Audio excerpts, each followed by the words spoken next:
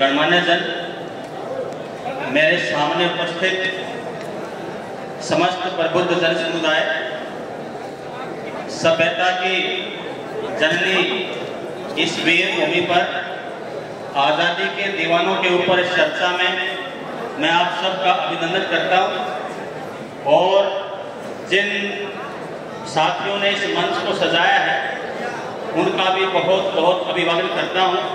विशेषकर शशि जी, आपने मुझे ये मंच दिया, आपका बहुत बहुत आभार। अभी थोड़ी देर पहले आपने एक बहुत महान वीर बुद्धिजीनोनिया जी के बारे में सुना।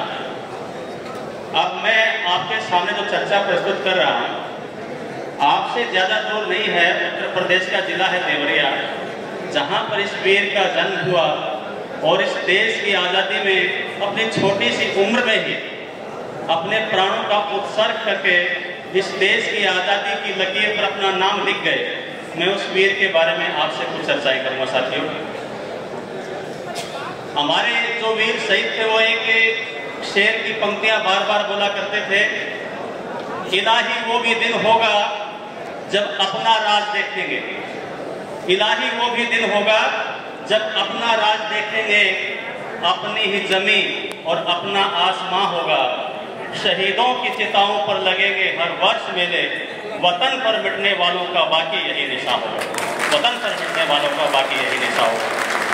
आपकी उपस्थिति ने इस शेर को पूरी तरह से चरितार्थ कर दिया है और इस देश के वीरों को जब इस देश की जनता इस प्रकार से सम्मान देगी तभी ये सिद्ध होगा कि हम अपने शहीदों को भूले नहीं। साथियों, 1 अप्रैल 1929 को देवरिया के छोटे से गांव अथियागढ़ में शहीद रामचंद्र विद्यार्थी का जन्म हुआ, एक बहुत ही मामूली से सामान्य से परिवार में।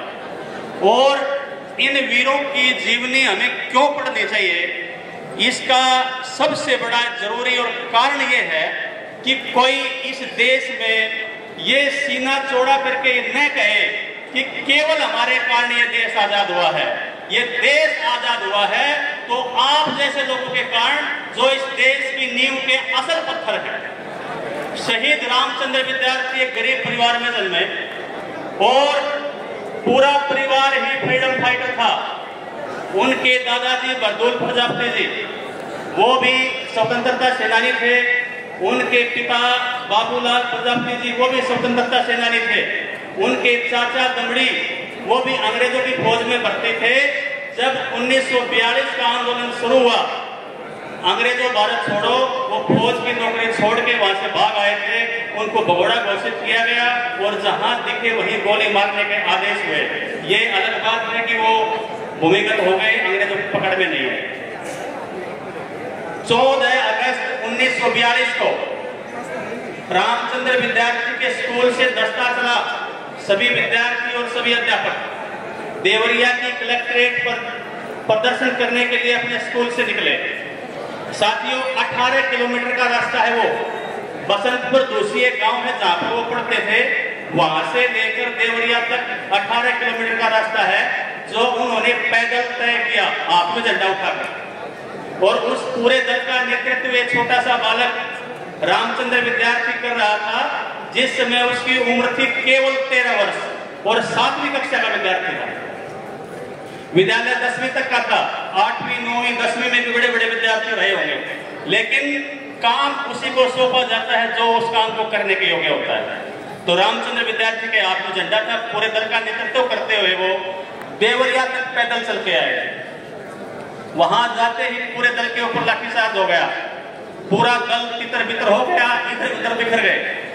रामचंद्र भी अपने साथियों के साथ शहर की किसी गली में गुम हो गए, लेकिन घूमते घूमते वापस चलते चलते वापस फिर कलेक्ट्रेट के सामने आ गए। कलेक्ट्रेट के ऊपर यूनियन जैक लहरा रहा था। यूनियन जैक का मतलब है अंग्रेजों का झंडा। उसके हाथ में तिरंगा था। जिस काम के लिए वो आया था वो अधूरा था। तो दिमाग में एक बात आई कि मैं इस झंडे को उतारूं और अपना फहरा दूं। वो कलेक्ट्रेट की जो ऊंचाई है जमीन से ऊपर तक जहां झंडा लहरा रहा था वो 20 फीट थी।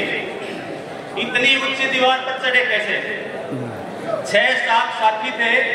जैसे मटकी फोड़ने के लिए ह्यूमन पिरामिड बना लेते हैं, इसी प्रकार से एक के ऊपर एक खड़े हुए और 20 मीटर छत के ऊपर वो लड़का चढ़ गया। ऊपर जाके उसने वो झंडा फेंका उतार के अपने यूनियन जैक और अपना झंडा फहरा दिया। जैसे ही वो झंडा फहराया, पुलिस की नजर पड़ी, पूरी की पूरी पुलिस दौड़ी आ गई। उसको धमकाया, बंदूकें दिखाई, लेकिन वो नहीं माना।